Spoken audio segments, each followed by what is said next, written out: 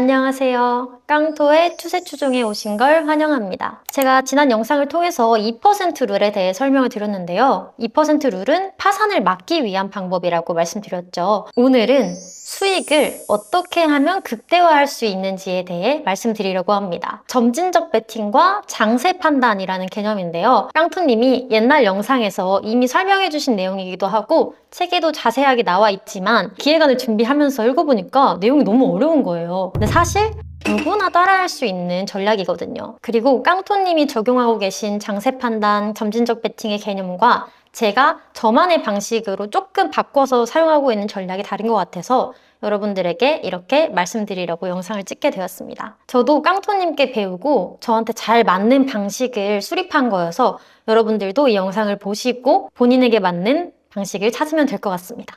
우선 제 계좌 상황부터 한번 설명을 드릴게요. 사실 요즘 시장이 너무 좋아서 저보다 투자를 훨씬 더 잘하는 분들도 분명 있으실 거예요. 근데 저도 투자를 시작한 지 얼마 안 된 입장에서 이렇게 큰 수익을 낼 수 있었던 거는 지난번에 말씀드렸던 것처럼 철저한 리스크 관리와 그리고 오늘 말씀드릴 점진적 베팅 그리고 장세 판단 덕분인 것 같습니다. 사실 저도 많은 전략을 잘 모르기 때문에 이 세 가지만 명확하게 기억하고 투자를 하고 있습니다. 제가 처음 투자를 시작할 때 시드가 1,000만 원에서 시작을 했잖아요. 지난번 영상에서 말씀드렸던 것처럼 2% 룰을 적용을 했을 때 마이너스 8%에서 손절을 한다고 적용을 하고 1대3 손익비를 가져가면 제가 한 종목에 투자를 할 수 있는 최대 금액이 250만 원이라고 말씀을 드렸죠. 근데 여기서 추가해야 될 개념이 몇 가지 있습니다. 내가 A라는 종목을 살 때 최대 투자 가능 금액이 250만 원이더라도 그거를 몰빵하라는 말이 아니었어요. 여기서 먼저 점진적 베팅이라는 개념이 나옵니다. 깡토님이 저한테 처음 말씀해주신 개념이 유닛이라는 개념이었는데요. 250만 원을 하나의 덩어리로 보지 말고 쪼개봐라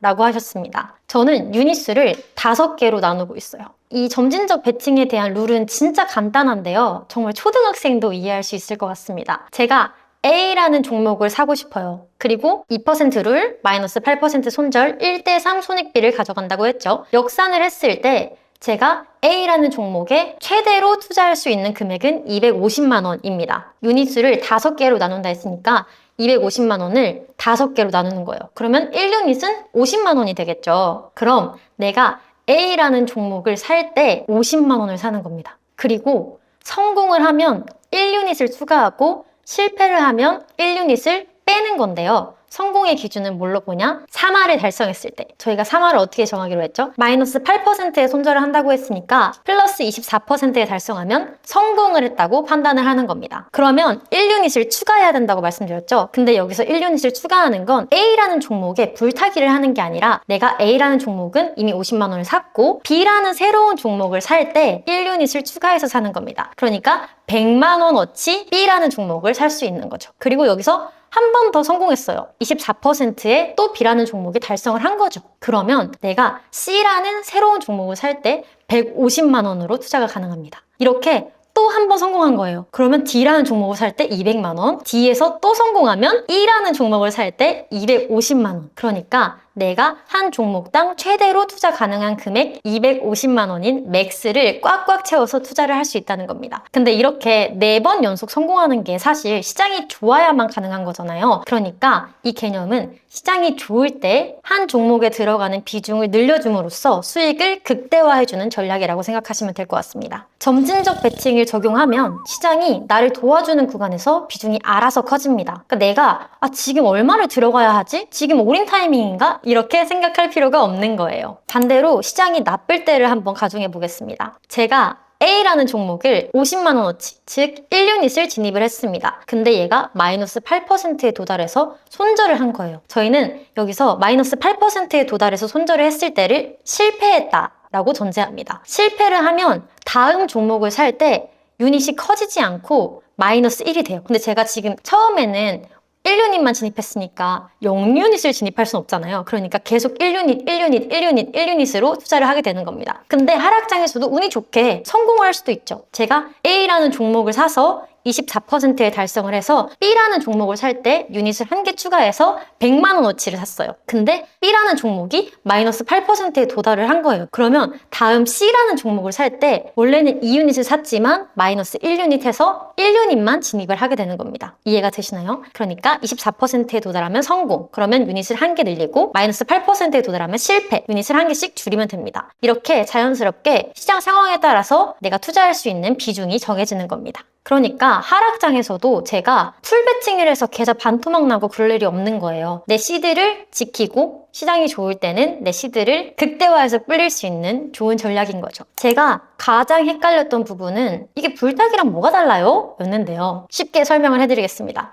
불타기, 점진적 배팅, 분할 매수. 이게 뭐가 다르냐? 점진적 배팅은 내가 A라는 종목을 샀을 때 성공을 하면 B라는 종목의 비중을 증가해서 사는 거예요. 불타기는 뭐냐? 내가 A라는 종목을 샀는데 얘가 막 성장을 해요. 상승을 해요. 그러면 A라는 종목을 더 사는 거예요. 분할 매수는 뭐냐? 내가 A라는 종목을 이미 얼마를 살지 정해놓고 예를 들어 뭐 150만 원어치 사고 싶은데 얘를 50만 원어치 3번 나눠서 사겠다라는 거죠. 실사례로 예를 들면 점진적 배팅은 내가 이미 집이 있는데 새로운 집을 살 예산을 늘린다. 불타기는 이미 내가 산 집에 리모델링을 한다. 분할 매수는 한 번 집을 살 돈을 3번 나눠서 이체를 한다. 이렇게 생각해 주시면 될 것 같습니다. 자, 여기서 추가해야 할 엄청 중요한 개념이 하나 있는데요. 바로 장세 판단입니다. 장세 판단은 시장이 좋을 때 수익을 극대화시키고 시장이 나쁠 때 시드를 지켜줄 수 있는 또 하나의 전략인데요. 저는 시장이 좋을 때, 안 좋을 때, 즉 상승장과 하락장 이렇게 두 개로 나눠서 사용을 하고 있습니다. 깡토님은 상승장, 횡보장, 하락장 세 가지로 구분을 하시는데요. 저는 복잡한 거 너무 싫고 솔직히 제가 뭐라고 이게 횡보장인지 하락장인지 상승장인지 저 판단을 잘 못해요. 그래서 횡보장은 그냥 빼버리고 상승장이랑 하락장으로 판단을 하고 있습니다. 상승장이냐 하락장이냐를 어떻게 구분하냐 저도 솔직히 어떻게 구분하는지 잘 몰라요. 그래서 한 가지 기준을 정했는데요. 사실 옛날에는 온갖 매크로 이슈들 막 찾아보면서 아 금리는 언제 내리지? 막 환율은 어떻게 될까? 수출은 어떻게 될까? 시장을 예측하는 거더라고요. 근데 항상 얘기하지만 시장을 예측할 수는 없습니다. 저희는 대응만 하면 됩니다. 저는 그래서 코스피 60일 이평선으로 시장의 상황을 판단하는데요. 코스피 지수가 60일 위에 있을 때는 강세장, 아래에 있을 때는 하락장 이렇게 판단하고 있습니다.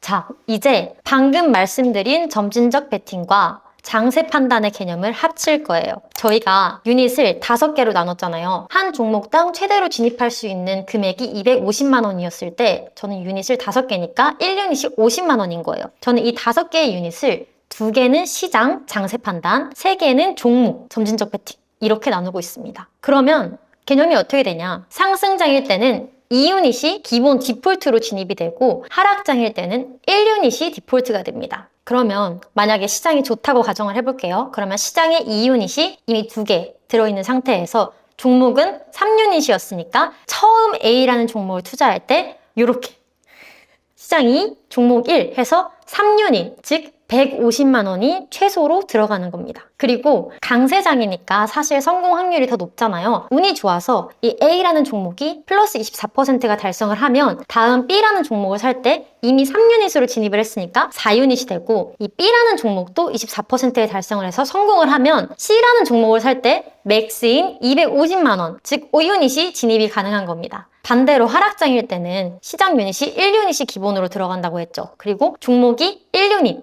즉 2유닛이 최소로 들어가게 됩니다. 여기서 만약에 운이 좋아서 성공을 하면 3유닛, 실패를 하면 계속 2유닛으로 유지가 되는 거죠. 좀 이해가 되시나요? 제가 설명을 잘 못해가지고 여러분들이 이해를 하셨을지 모르겠지만 아무튼 저는 점진적 배팅과 장세 판단을 이렇게 활용해서 수익을 극대화하고 있습니다. 사실 유닛 개수는 본인에 맞게, 본인의 투자 성향에 맞게 정하시는 게 가장 좋아요. 깡토님은 제가 알기로 시장 유닛 3개 그리고 종목 유닛 5개 해서 8개의 유닛을 가지고 계시는데요. 사실 시드가 크거나 조금 더 방어적인 성향을 가진 사람들은 유닛 수를 늘리는 게 좋습니다. 근데 저같이 생각이 좀 없고 공격적인 투자자분들은 5개 정도로 가져가셔도 사실 모르겠어요. 저도 근데 갑자기 유닛 수를 바꾸면 이전에 투자했던 종목들이 꼬이니까 갑자기 유닛 수를 바꾸는 경우는 거의 없다고 하는데 저도 뭐 나중에 조금 더 시드가 커지고 안정적인 투자 전략을 가져가고 싶다면 유닛 수를 늘릴 계획입니다. 그러면 이게 진짜 통할까? 라는 의문을 가지신 분들이 분명 있을 것 같은데요. 깡토님이 52주 신고가 매매 전략으로 5년에서 10년치 백테스팅을 돌려본 결과 점진적 베팅을 쓴 경우와 안 쓴 경우를 비교했을 때 약 15% 정도의 수익률 차이가 있었다고 합니다. 뭐 1년 단위로 보면 얼마 차이 안 난다고 생각할 수 있지만 복리의 개념으로 접근을 하면 15%는 정말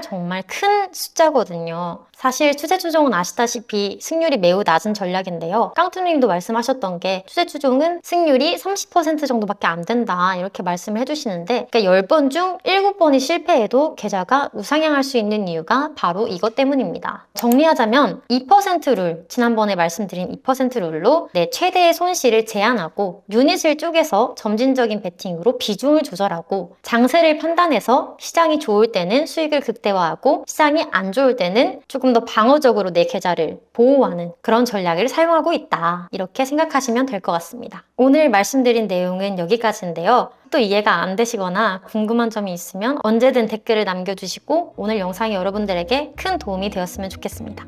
감사합니다. 감사합니다. 감사합니다. 감사합니다.